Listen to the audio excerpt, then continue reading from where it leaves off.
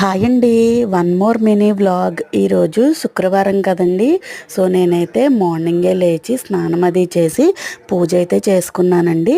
So పూజ అయిపోయిన తర్వాత పాపకైతే as యూజువల్గా క్యారేజీ అయితే పెట్టేసి పాపనైతే పంపించేశానండి.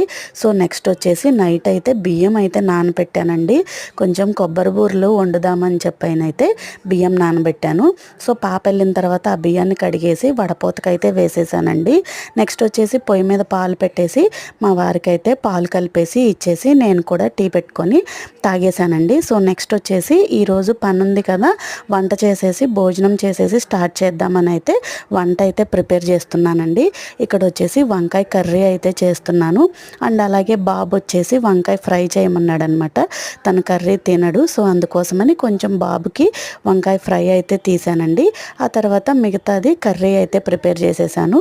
ఇంకా వంట అయిపోయిన తర్వాత మేమైతే భోజనం చేసేసి బియ్యం అయితే పట్టించి రావడానికి అయితే వెళ్ళారండి ఈయన. మీరైతే వీడియోని లైక్ చేసి సబ్స్క్రైబ్ చేసుకోండి. మరి అయితే